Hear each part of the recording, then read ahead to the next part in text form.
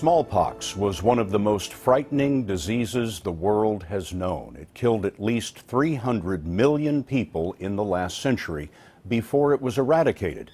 So it came as quite a surprise when the U.S. government revealed yesterday that vials of smallpox had been forgotten for decades and were just discovered in a cardboard box.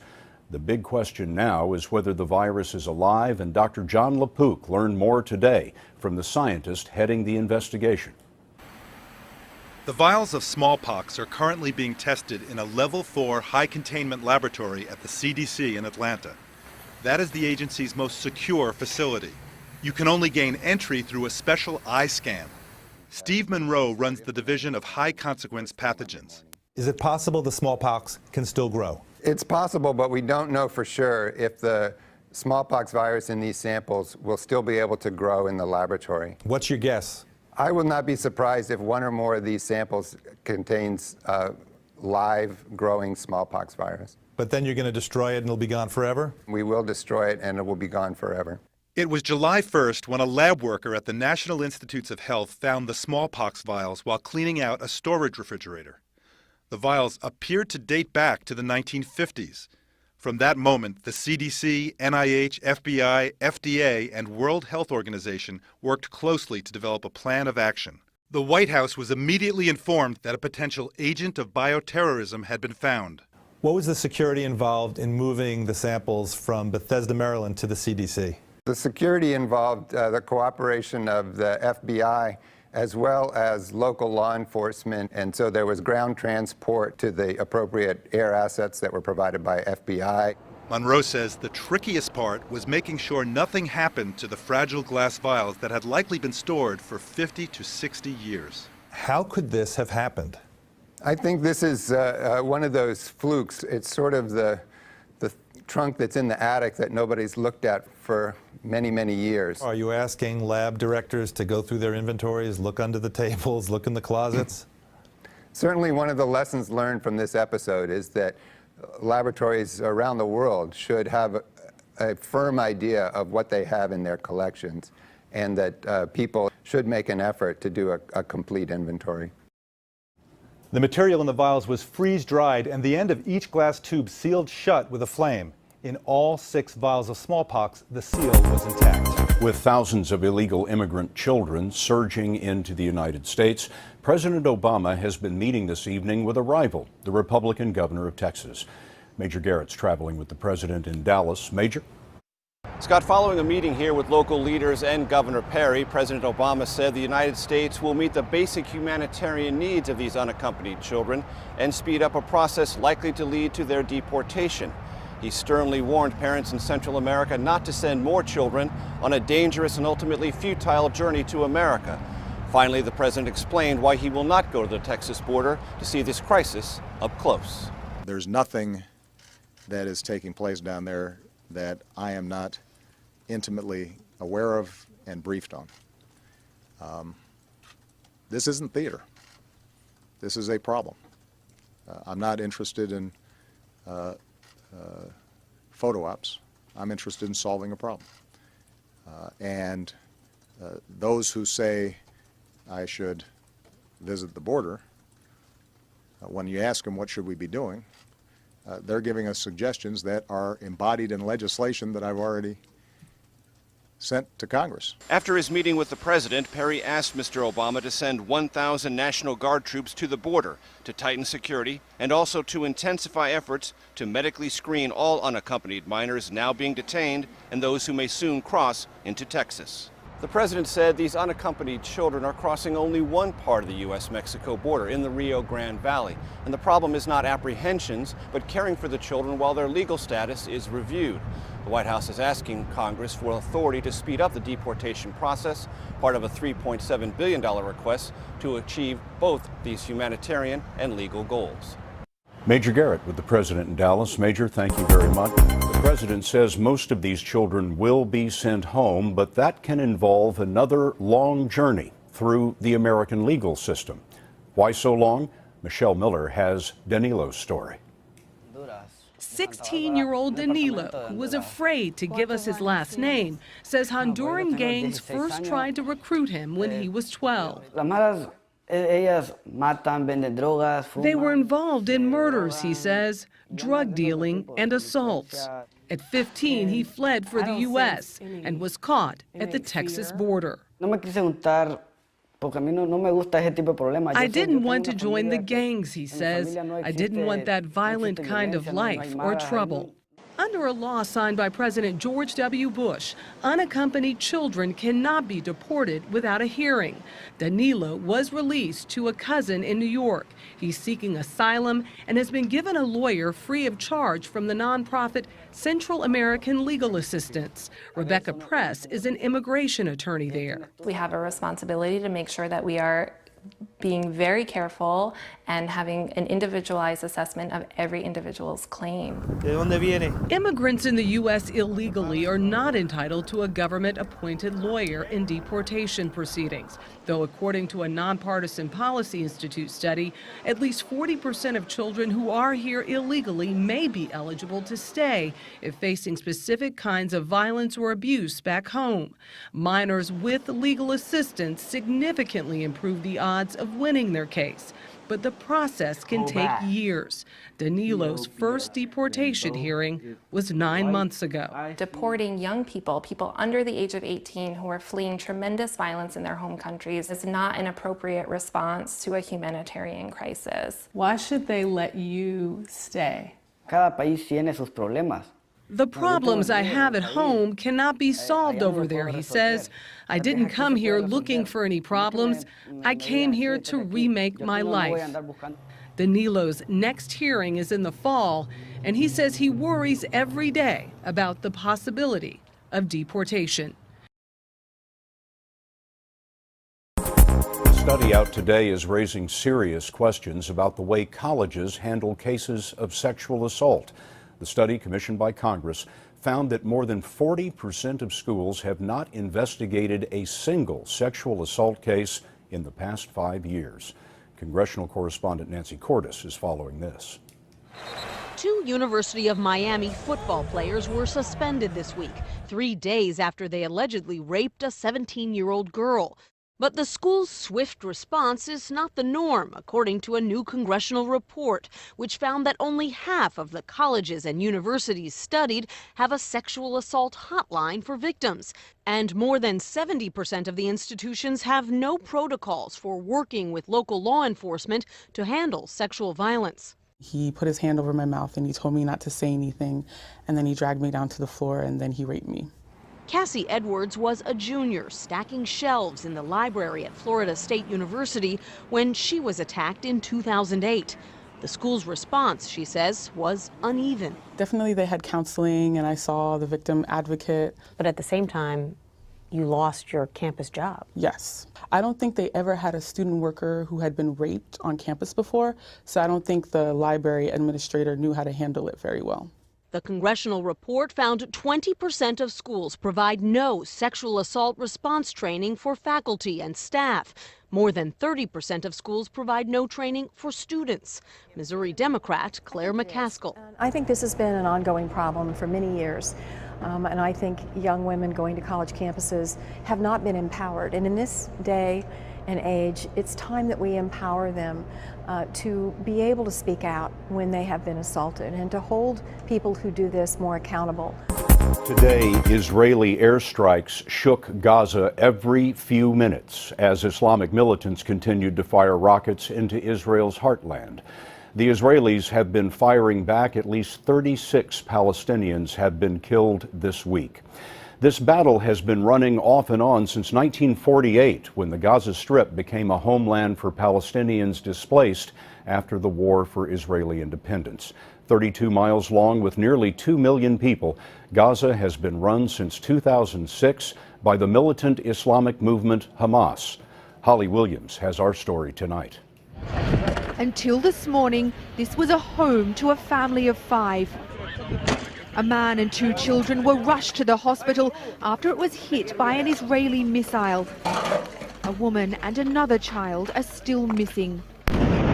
Israel says its strikes in Gaza are targeting terrorists, hitting command centers and rocket launchers used by Hamas, the militant group that governs the Gaza Strip. But 2 nights of bombardment have also devastated neighborhoods like this one. And according to Palestinian officials, killed civilians, including the very young. In Al-Shifa Hospital, Dr. Ayman Al-Samani is treating the injured in a poorly equipped, overcrowded emergency room. The situation is very critical. We receive more than 50 injured people, all of them civilians. And as violence begets more violence, the wounded keep coming. Impoverished and cut off in their tiny strip of land, Palestinians in Gaza are used to hardship. Shia Al-Ghul is a teacher and a mother of 5 children. It's not the first war we come onto, it's the third one. So, as a mother and any person feel a little afraid. And Holly Williams is inside Israel, about 2 miles from the border with Gaza. Holly, a lot of rockets aimed at Israel today. What happened there? Well, Scott, the warning sirens wailed over and over again today across southern Israel, not just here close to Gaza, but 50 miles away in Dimona, which is home to a nuclear power plant. Unlike the Palestinians, though, the Israelis have their Iron Dome anti-missile defense system, and they were able to shoot down many of those rockets. So far, the Israelis haven't suffered any deaths during this escalation and just a few minor injuries.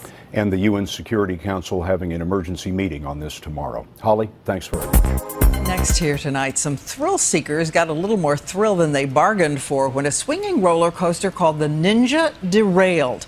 Almost 24 people dangled for hours last night. Cecilia Vega has what to tell yourself if something goes wrong. What a terrifying ride it was for the 22 people trapped for nearly 3 hours on the Ninja. Incoming units to Match Mountain. We still have victims on the ride. There they were on this suspended swinging roller coaster, hanging from a track, dangling precariously above the ground, waiting for help to arrive. This is going to be challenging. An entire tree fell on the tracks, derailing the first car. See that white metal arm? It's supposed to be attached to that red railing. Firefighters struggled to reach riders that high in the air, having to lift them to safety one by one. 4 went to the hospital. We saw the Ninja go into the trees, and it was cracking noises and crashing noises and a lot of screaming. Today, workers were on the ride inspecting the tracks. Statistics show accidents at amusement parks are extremely rare, and this time there were only minor injuries. But just last year, a woman fell to her death from a roller coaster at a Six Flags park in Texas. The Ninja may be known as the black belt of amusement park roller coasters, promising 4G turns and 55-mile-per-hour speeds. But experts say if a ride goes wrong, just wait there until authorities give instructions, follow directions, and most importantly, stay calm. The worst thing you can do is panic. People start to decide they're going to get out, they need to get off. The best thing that you can do is remain calm. Six Flags said in a statement that safety for guests and employees is the #1 priority. The park is open today, but Diane, that ride, the Ninja, remains closed for inspection. All right, Cecilia, great to have you reporting in tonight. Tonight, much of the Northeast could be hit by thunderstorms, but forecasters don't expect anything like last night when a tornado blasted through Smithfield in upstate New York and killed 4 people, something that seldom happens in that part of the country. Vanita Nair is there. All of the victims killed in Smithfield lived on the same street. The tornado lifted one house off its foundation and threw it 150 feet into another. I kind of live across the hill. Volunteer firefighter Wade Phillips wrapped the body of 4-month-old Paris Newman in a jacket. It's hard to explain what's going through your mind. I mean, when you pull up on something like that and just see the devastation. The child's mother, Kimberly, was pulled out of the debris an hour later. Phillips knew the family. Did you guys have any hope at that point that they might still be alive? We were hoping that they were. I mean, there's always that hope that you're going to find someone alive. Tornadoes in this part of the country are rare. New York State averages about 7 a year compared to nearly 60 a year in Oklahoma. Smithfield doesn't even have tornado sirens. New York Governor Andrew Cuomo. You have a house on one side of the street that is basically fine. You have a house on the opposite side of the street that is just gone. We don't get tornadoes in New York, right? Anyone will tell you that. Well, we do now. The same weather system swept through portions of Pennsylvania and Maryland. Scott, in Maryland, a tree fell at a summer camp. 1 child was killed and 6 others were injured. Vanita, thank you very much. Argentina defeated Netherlands 4-2 on penalty kicks and will face Germany in the World Cup final on Sunday in Rio de Janeiro. The teams played to a draw after 2 extra time periods. Argentina goalie Sergio Romero made 2 saves to help his team secure the victory. It was just the 5th time in World Cup history that a semifinal match went to penalty kicks. Netherlands will face Brazil in the 3rd place game.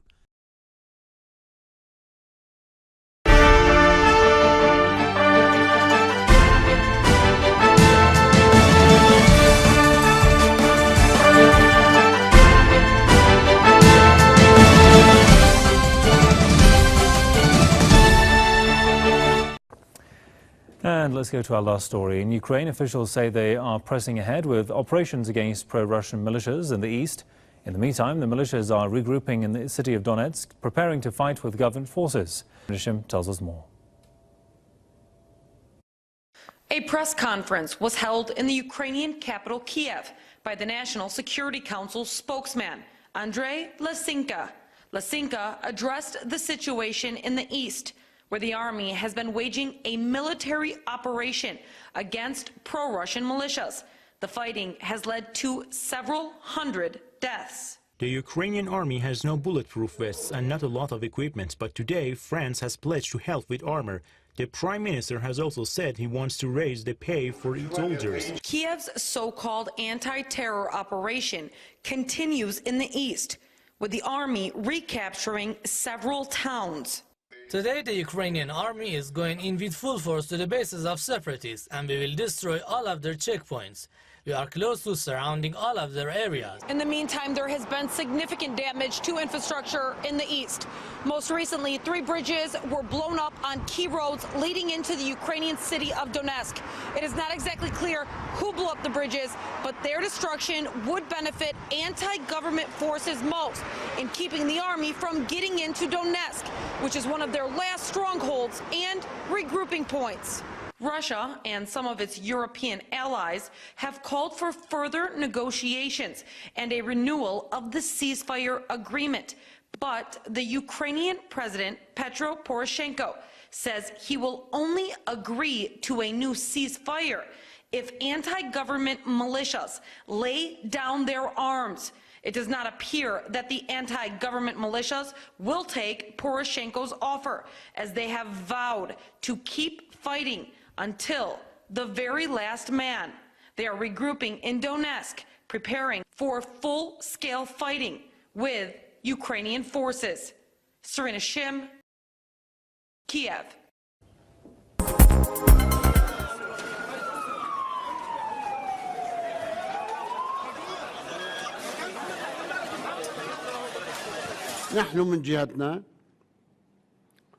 We know that Israel is not defending itself, it is defending settlements, its main project.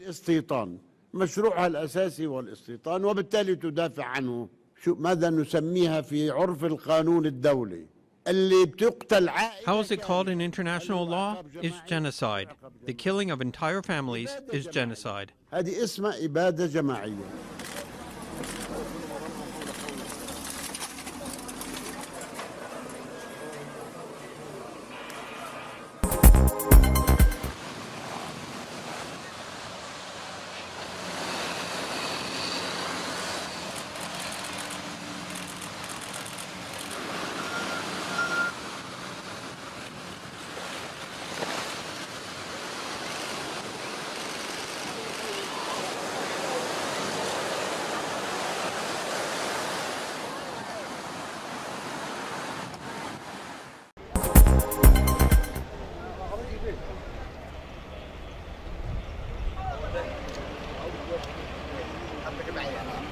weerar lagu soo qaaday madaxtooyada waxaana ku soo qaaday 4 dhagarqabe. The presidential palace was attacked by 3 armed men and a driver.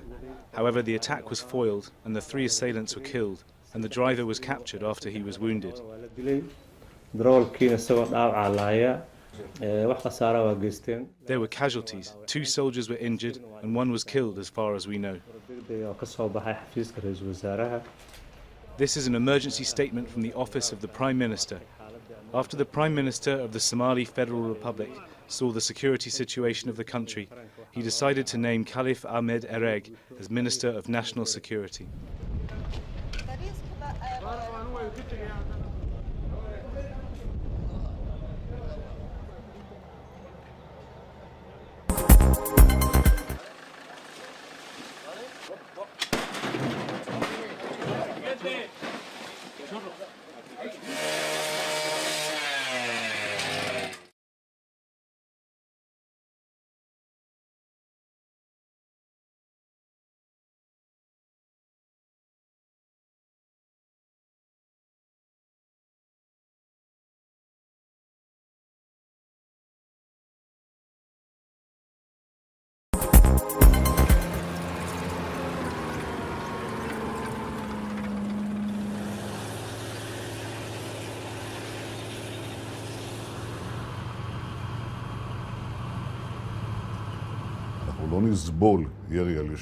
We will not tolerate the strikes against our cities and our children. Hamas will pay a high price.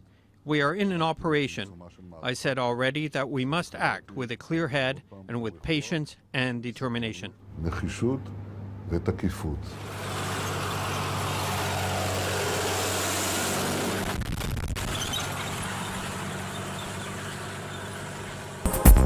34-year-old Bao Laishu has been working in the city of Yiwu for years. This paper plant is one of the places where he worked. He came to the plant in 2012, and his daily routine consisted of cutting papers and moving it to different locations. He's very versatile. He could drive the forklift and operate all the machines. Last September, Bao quit due to tuberculosis. But half a year later, he applied for an opening at another local paper plant and earned 4,000 yuan a month. He was hardworking, but very introverted. He didn't talk to us much. The manager said Bao had never asked for leave or mentioned anything about his illness. After only a month into the job, Bao quit again, citing family issues. But the manager later learned that Bao found another job in a paper plant and still earned 4,000 yuan. He applied for the job in June, but he only stayed in the warehouse for one afternoon and worked for another 2 hours the next day. Then he just left. Bao's luggage was left in the dormitory, but Bao himself vanished, and his supervisor failed to reach him by calls or texts. Bao only sent one text on June the 24th, saying he was in Qingdao to deal with issues related to his fellow villagers and would not come back to Yiwu. Just a few short weeks later, on July the 5th, Bao ignited a bus in Hangzhou, injuring himself and 31 others. Police said Bao had been lonely and had a pessimistic worldview, and had stated that his goal was to commit atrocious crimes in order to gain attention. CCTV. In August 1954, Shintaro Uno wrote a confession in which he admitted that during his posting in Danyang County, Hubei Province, he ordered experiments to be conducted on Chinese civilians, sometimes while they were still alive. In the spring of 1944, at the Danyang airport, I heard the new head of a military surgeon had no clinical experience in surgery, so I killed 2 Chinese farmers in Danyang County. I asked the head surgeon to use one body to conduct experimental surgery. He made a 5-centimeter incision into the right lower part of the body abdomen, picking out part of the large intestine. Uno's confession also recounts an incident in March 1944 when he ordered his men to kill a sick anti-Japanese war prisoner. After pulling him out of the guardhouse, the army surgeon senior Capital Kondal examined him and said, "It is too late for him to be cured." I said, "It is too much trouble. You can kill him." And I left the captive to Kondal, who then used a syringe to inject air twice into the vein on the inside of his elbow and kill him. Uno also said that Chinese prisoners were usually held without trial and were once used as live targets in Japanese soldier training. In April 1944, under the command of a regiment commander, 5 soldiers and 2 intelligence agents for the anti-Japanese army, who had been arrested by the battalion on the front line and in prisons were used as live targets in bayonet training for new recruits of the 4th Company and stabbed to death. In this slaughter, I personally killed the intelligence agent. Finally tonight, some ancient Chinese artwork is being destroyed by a modern-day scourge. But a rescue mission is underway, and Seth Doan got a look. So this is where the restoration work is happening. Can you see the damage from the pollution still today?